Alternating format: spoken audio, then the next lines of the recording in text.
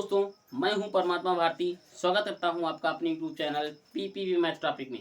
तो दोस्तों, हम लोग इस वीडियो में पढ़ने वाले हैं मैथ, और मैथ में आज पढ़ेंगे कोड। कोड क्या होता है और कोड के प्रकार के बारे में पढ़ेंगे। तो आइए वीडियो को शुरू करते हैं, जानते हैं कि कोड क्या होता है और कोड के प्रकार क्या होते हैं। चलिए दोस्तों, वीडियो को शुरू करते हैं। आइए दोस्तों देखते हैं। तो देखिए दोस्तों, यहाँ पे हमको कोड को जानने से पहले, जो कोड होता है इसको जानने से पहले थोड़ा सा हम किरण के बारे में जान लेते हैं। जैसे किरण क्या होता है दोस्तों, जैसे आप एक बैटरी ले लीजिए और उस बैटरी से आप टार्च मारेंगे, जब वो बैटरी जलाएंगे तो उससे टार्च किरण निकलेगा। तो किरण मतलब उससे कुछ प्रकाश निकलेंगी, तो प्रकाश ऐसे एक ही तरफ जाएंगी, इस तरीके से, ऐसे एक ही तरफ जाएंगी इस तरीके से। तो इसी को दोस्तों किरण कहते हैं। कहने का मतलब ये है दोस्तों कि जो किरण होता है वो एक ही तरफ, उसको मतलब एक ही तरफ हम लोग फैला सकते हैं। जो किरण होता है उसको एक ही तरफ फैलाया जा सकता है, उसको एक ही तरफ बढ़ाया जा सकता है। तो आइए दोस्तों, जैसे यहाँ पे दिया गया है तो अब कोड के बारे में जानते हैं। तो कोड का जो डिफिनेशन है, कोड किसे कहते हैं, एंगल किसे कहते हैं। कोड का मतलब होता है एंगल, इंग्लिश में इसको एंगल कहते हैं, ANGLE, एंगल कहते हैं। तो कोड किसे कहते हैं, दो आसन्न किरणों के मिलने से, देखिए दोस्तों मैं कोड की परिभाषा बता रहा हूं, दो आसन्न किरणों के मिलने से जो झुकाव बनता है उसी को कोण कहा जाता है। अच्छा, दो आसन्न किरणों के मिलने से जो झुकाव बनता है उसी को कोण कहते हैं। लिख लीजिएगा दोस्तों, कॉपी कलम लेके बैठिएगा।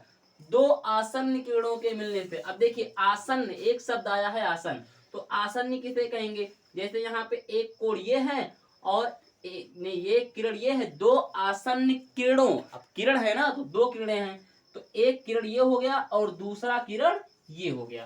तो इस तरीके से देखिए यहाँ पे, अब दो आसन्न, आसन्न का मतलब होता है जैसे मान लीजिए कोई दो वस्तुएं हैं और आसन्न, वो आसन्न हो, आसन्न का मतलब होता है सटे हुए, उनका एक भाग क्या हो, सटा हो। जैसे देखिए यहाँ पे इस एक किरण ये है और एक किरण ये है, यहाँ पे एक किरण OA है और एक किरण OB है।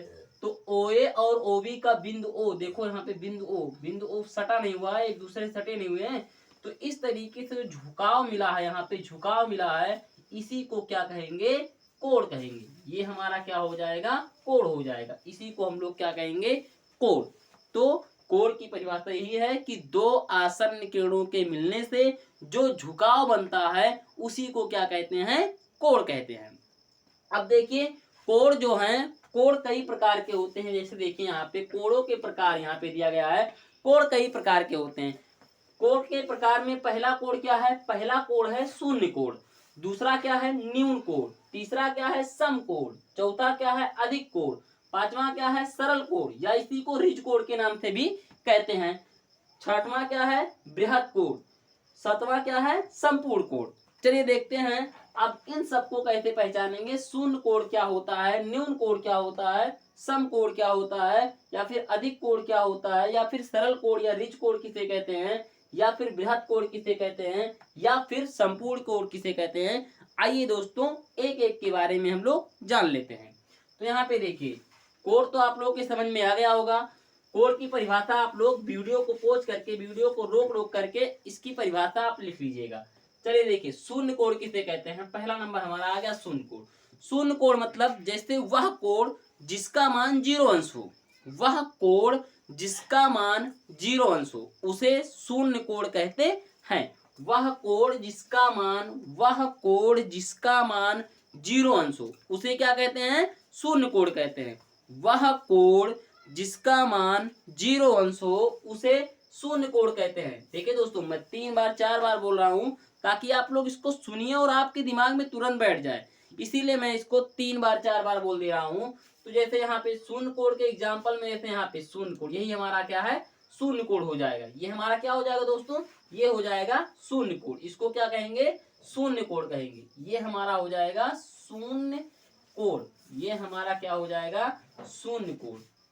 शून्य कोण का एग्जाम्पल इस तरीके से दे सकते हैं आप, 0 अंश, ये हो जाएगा शून्य कोण। वह कोण जिसका मान 0 अंश हो उसे शून्य कोण कहते हैं। तो शून्य कोण ये हो गया। अब आता है न्यून कोण। तो न्यून कोण किसे कहते हैं, न्यून कोण जो होता है, न्यून कोण जो हमारा होता है इसे क्या कहते हैं, कैसे इसको आप दर्शाएंगे। न्यून कोड। न्यून कोड की परिभाषा आप कह सकते हैं कि वह कोड जिसका मान 0 अंश से अधिक, वह कोड जिसका मान 0 अंश से अधिक हो तथा 90 अंश से कम हो।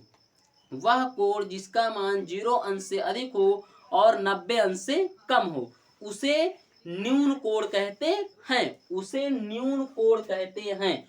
वह कोड जिसका मान 0 अंश से अधिक हो तथा 90 अंश से कम हो, उसे न्यून कोड कहते हैं। अब न्यून कोड जैसे 0 से ज्यादा हो, जैसे 0 से अधिक हो, 0 से अधिक तो 0 से बड़ा होगा, और किससे छोटा होगा, और 90 अंश से छोटा होगा। इसको गणितीय भाषा में लिखने का तरीका यही है। यहाँ पे आ जाएगा न्यून कोड। ठीक है, क्या आएगा, यहाँ पे आएगा न्यून कोड। क्या आ जाएगा दोस्तों, न्यून कोड। ठीक, यहाँ पे क्या आ जाएगा, न्यून कोड। इस तरीके से आप न्यून कोड को दर्शा सकते हैं कि 0 अंश से अधिक हो और 90 अंश से कम हो। ये इधर खुला हुआ मतलब ये बड़ा है, किससे बड़ा है, 0 से, और किससे छोटा है, 90 से। मतलब न्यून कोड उसे कहते हैं जिसका मान 0 अंश से अधिक हो और 90 अंश से कम हो, उसे क्या कहेंगे, न्यून कोड कहेंगे। तो इस तरीके से यहाँ पे हो जाएगा न्यून कोड। अच्छा, न्यून कोड कहाँ से कहाँ तक बनेंगे, तो न्यून कोड 0 से ज्यादा, तो 0 से ज्यादा 1 अंश हो गया, 2 अंश हो गया, 3 अंश हो गया। इस तरीके से 1 से लेकर के और 90 से छोटा रहे, तो 1 से लेकर के 89 अंश तक को, 1 अंश से लेकर के 89 अंश तक को हम लोग क्या कहेंगे, न्यून कोड कहेंगे। क्या कहेंगे, न्यून कोड। तो न्यून कोड जान लीजिए दोस्तों कि 1 अंश से लेकर के 89 अंश तक को ही केवल क्या कहा जाएगा, न्यून कोड। अब आइए जानते हैं हम लोग सम कोड के बारे में। सम कोड क्या होता है, तो सम कोड के बारे में जानते हैं। सम कोड क्या होता है, सम कोड किसे कहते हैं। देखिए, सम कोड बहुत ही आसान है। सम कोड, सम कोड किसे कहते हैं, वह कोड जिसका मान 90 अंश हो। वह कोड जिसका मान कितने अंश हो दोस्तों, 90 अंश हो। वह कोड जिसका मान 90 अंश हो, उसे सम कोड कहते हैं। ये हमारा हो जाएगा, ये केवल हो जाएगा सम कोड 90 अंश। वह कोड जिसका मान 90 अंश हो, उसे क्या कहते हैं, सम कोड कहते हैं। तो ये हमारा क्या हो जाएगा, सम कोड हो जाएगा। ये 90 अंश है तो इसी को हम लोग केवल सम कोड कहेंगे। अब देखिए अधिक कोड। अब अगला जो हमारा है अधिक कोड। अच्छा, अधिक कोड किसे कहते हैं, आइए जान लेते हैं कि अधिक कोड क्या होता है, किसको कहते हैं, कैसे इसको गणितीय भाषा में लिखोगे। तो अधिक कोड, अधिक कोड किसे कहते हैं, वह कोड जिसका मान 90 अंश से अधिक हो और 180 अंश से कम हो। वह कोड जिसका मान 90 अंश से अधिक हो और 180 अंश से कम हो, उसे अधिक कोड कहते हैं। वह कोड जिसका मान 90 अंश से अधिक हो, 90 अंश से अधिक हो और 0 अंश से, सॉरी दोस्तों, 0 अंश से नहीं, 180 अंश से कम हो। वह कोड जिसका मान 90 से ज्यादा हो और 180 अंश से कम हो, उसे क्या कहेंगे, अधिक कोड कहते हैं। देखिए यहाँ पे 90 से अधिक होगा और 180 से कम होगा, यानी कि आप अधिक कोड के लिए एग्जाम्पल जो है, आपको अधिक कोड, कितने अधिक कोड मिलेंगे, 91 अंश से लेकर के 91, 92, 93, 94, ऐसे ऐसे कहाँ तक हो जाएंगे दोस्तों, 180 से कम, यानी कि 179 हो जाएंगे। कहाँ तक, 179। अधिक कोड की परिभाषा है कि वह कोड जिसका मान 90 अंश से ज्यादा और 180 अंश से कम हो, उसे अधिक कोड कहते हैं। 91, 92, 93, 94, ऐसे ऐसे कहाँ तक, 179 तक, यानी कि 91 अंश से लेकर के 179 अंश तक को हम लोग क्या कहेंगे, अधिक कोड कहेंगे।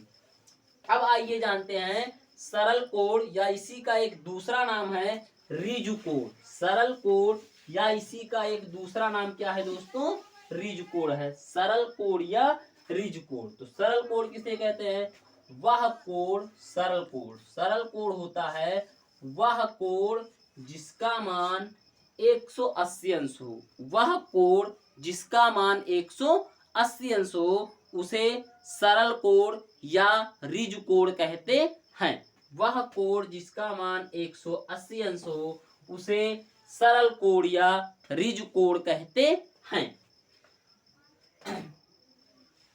ये हमारा 180 अंश क्या हो जाएगा, सरल कोड हो जाएगा। अब दोस्तों आइए हम लोग जान लेते हैं, एक कोड है बृहत कोड। कौन सा कोड है, बृहत कोड।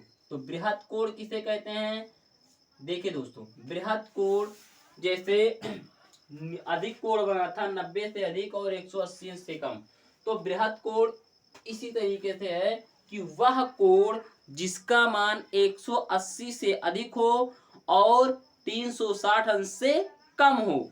वह कोड जिसका मान 180 अंश से अधिक हो तथा 360 अंश से कम हो उसे बृहत कोड कहते हैं। उसे बृहत कोड कहते हैं। 180 अंश ग्रेटर देन, ये बृहत कोड क्या हो जाएगा, बृहत कोड। और उसके बाद में लेस देन क्या हो जाएगा, 360 अंश। इस तरीके से आप गणितीय भाषा में इसको लिखेंगे कि 180 से ज्यादा होगा बृहत कोड और 360 अंश से कम होगा, यानी कि 181 डिग्री से लेकर के 181 अंश, 182 अंश, 183 अंश, ऐसे 184 अंश, ऐसे इस तरीके से आप कहाँ तक 359 अंश तक को हम लोग क्या कहेंगे, बृहत कोड कहेंगे। 181, 182, 183 इस तरीके से ऐसे ऐसे 359 तक को क्या कहेंगे, बृहत कोड कहते हैं। अब दोस्तों हमारा एक लास्ट वाला कोड है संपूर्ण कोड। तो संपूर्ण कोड किसे कहते हैं दोस्तों, वह कोड, देखिए संपूर्ण कोड किसे कहते हैं, संपूर्ण कोड क्या होता है दोस्तों, किसे कहते हैं, आइए जान लेते हैं। संपूर्ण कोड वह कोड जिसका मान 360 अंश हो उसे संपूर्ण कोड या पूर्ण कोड कहते हैं। संपूर्ण कोड या पूर्ण कोड कहते हैं। संपूर्ण कोड मतलब पूरा कोड, ठीक है। तो वह कोड जिसका मान कितना अंश हो, 360 अंश हो उसे संपूर्ण कोड कहते हैं। देखिए दोस्तों, संपूर्ण कोड कब पहचानोगे, कैसे बनेगा, संपूर्ण कोड जैसे देख वृत्त बनता है ना, तो उसमें संपूर्ण कोड बनता है, तो वही हमारा क्या हो जाता है, संपूर्ण कोड। तो संपूर्ण कोड 360 अंश, ठीक है। तो वह कोड जिसका मान 360 अंश हो उसे संपूर्ण कोड कहते हैं। तो हमें आता है दोस्तों कि आप लोगों को कोड और कोडों के प्रकार के बारे में समझ में आ गया होगा।